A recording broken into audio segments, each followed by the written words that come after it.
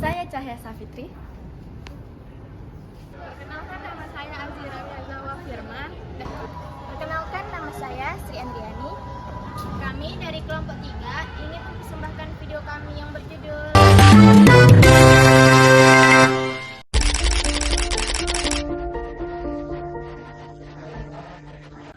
Assalamualaikum warahmatullahi wabarakatuh. Di sini kelompok kami akan menyampaikan mengenai illegal logging atau penebangan hutan, di mana hutan merupakan sumber daya alam yang paling penting.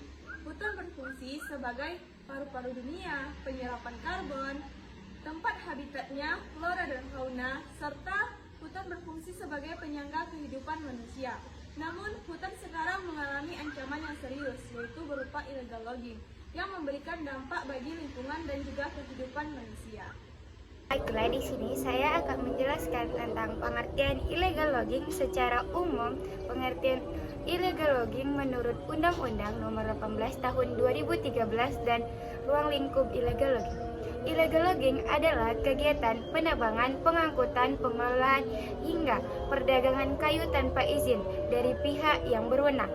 Menurut Undang-Undang Nomor 18 Tahun 2013, illegal logging mencakup seluruh kegiatan pemanfaatan hasil hutan kayu yang dilakukan secara ilegal dan seringkali terorganisir, mulai dari perencanaan hingga penyeludupan hasil hutan.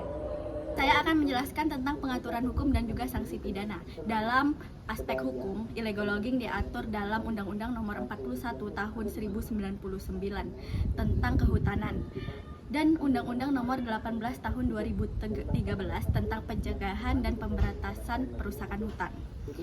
Pelaku illegal logging dapat dikenakan hukuman, sanksi, penjara, dan denda sesuai tingkat pelanggaran yang dilakukan.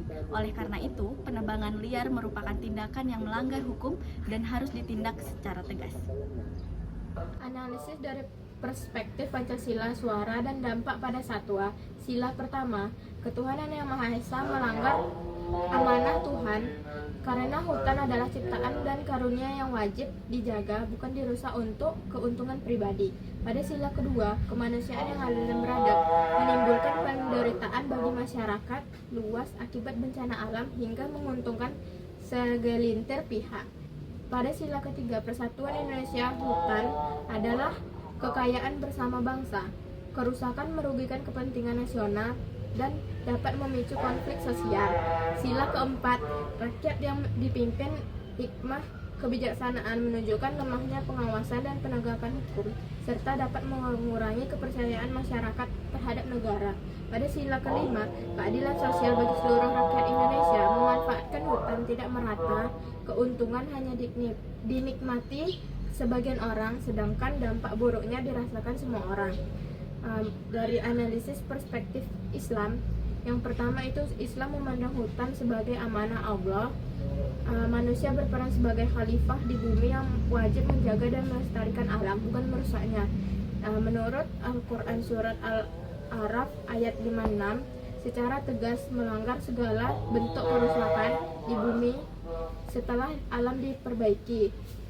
Menurut illegal logging bertentangan dengan prinsip kemaslahan umum karena mengancam keselamatan jiwa, merusak sumber penghidupan, dan merusak keseimbangan lingkungan.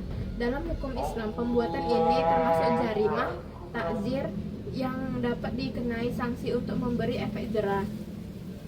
Dari perspektif Pancasila dan ilegal bertentangan dengan seluruh sila karena merusak alam, merugikan masyarakat, mengganggu persatuan, menunjukkan lemahnya penegakan hukum, dan menciptakan ketidakadilan sosial.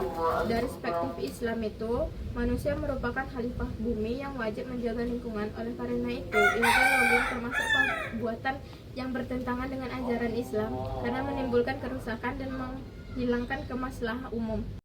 Illegal logging menimbulkan berbagai dampak seperti banjir, tanah longsor, kerusakan habitat satwa, kerugian ekonomi negara, hingga konflik sosial di masyarakat.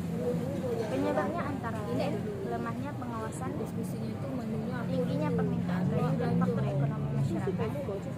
Solusi yang dapat kita lakukan adalah memperkuat penegakan hukum, meningkatkan kesadaran masyarakat, serta menerapkan pengelolaan yang berkelanjutan. Dengan demikian, upaya pencegahan illegal logging memerlukan kerjasama antara pemerintah, masyarakat, dan seluruh pihak lainnya.